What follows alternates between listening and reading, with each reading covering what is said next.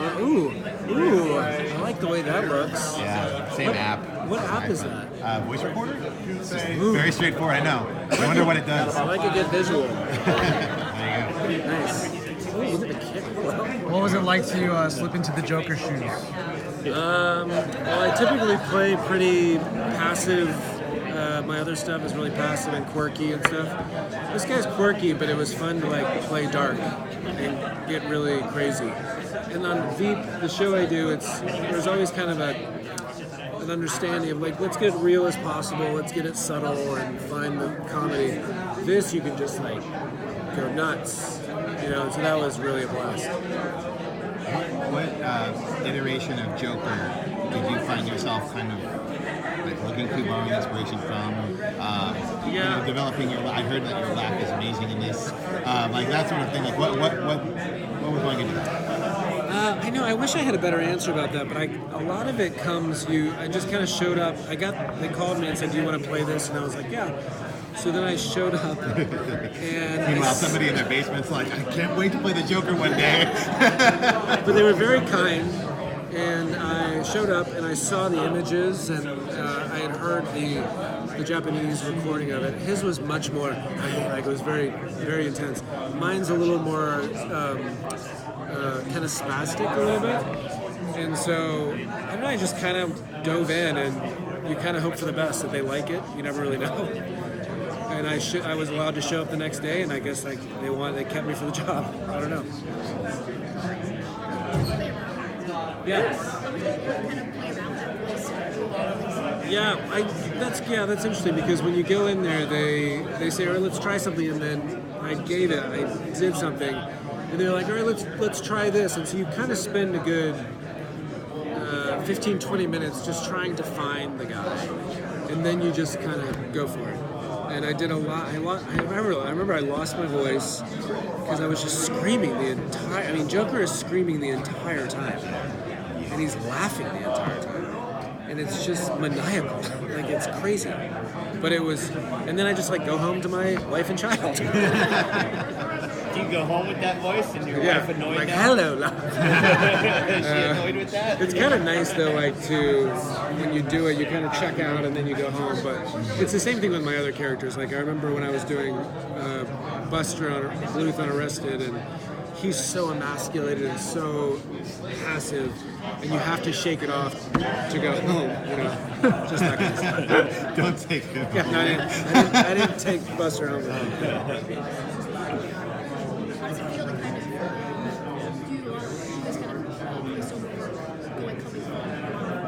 Yeah, I love it. I mean, I'm working on something now, and I did a show called Sanjay and Craig, and I don't know, it's just fun to like, it's so different than what Veep or Arrested. I will say Arrested is very, almost animated. Like the characters are very broad and very weird, but typically it's very kind of real and subtle, hopefully.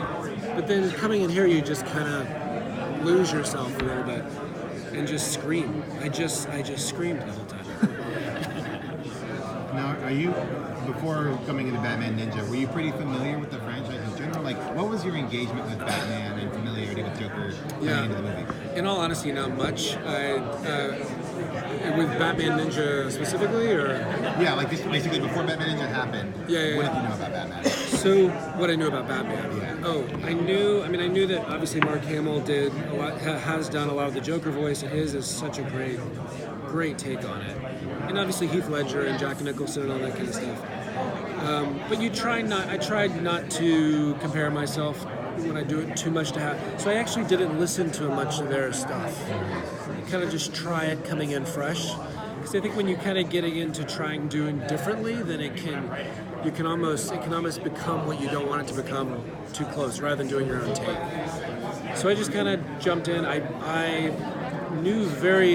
learned a lot about the franchise with this. But when we came in, there was no script.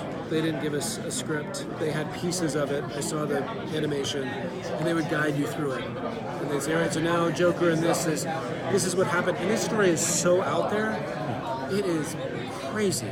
And anything you expect to happen, it like turns this way. there's one time when Joker loses his memory and he goes, he becomes like a farmer. And the way they did it, it looks like a Degas painting. Like it's very just beautifully and artistic. And then they switch back to the anime. Like it's really throws you. So going into it, you said you kind of went in fresh. Is there how many different voices that you tried before you settled on a certain voice? Well, I think I don't know how many voices, but you kind of go, would I go darker? Would I go low? Or would I just keep him very, because he has this, especially in this, he has this kind of clown. I mean, he's a Joker, but it's like, with the clothing, the anime clothing they gave him, it's very kind of like a circus. And he's almost like a ringleader.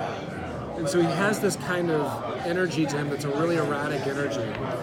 And so that's kind of what I will be stuck with. Was it hard to develop the laugh? Ooh, that laugh. Where'd you come up with that? I don't know. Pretty good. I just, I don't know. I didn't even think about it. I just kind of, sometimes I'm sure it came off forced, but just kept laughing. I don't know. It's like a long-running Family Guy. You know, it's like when you think it went too long, you just keep going and you keep going. I just didn't stop. And then they just kind of, I guess, cut it up and stuff. But it was, we have 1 minute, guys, and then it's all over. It's all over for them. All over. Done. So having done Joker, Yeah. having done this work, what's ahead for you? I mean, like, what are you hoping to land another project similar to this? Similar to Open this? your horizons kind of to doing similar I work? don't know. I think a goal in this business for me is, I think you're always thinking about what's next, and the challenge is to stay present for me. And it's like, this was fun. I love playing dark. I don't get to play dark a lot. I kind of get to play wide-eyed dumb. And so it's fun. I love getting into the dark. That's fun. So maybe some more of that, but I'm thankful for the gig. Always thankful for the gig. Yeah. Thanks, guys. Thank you. Nice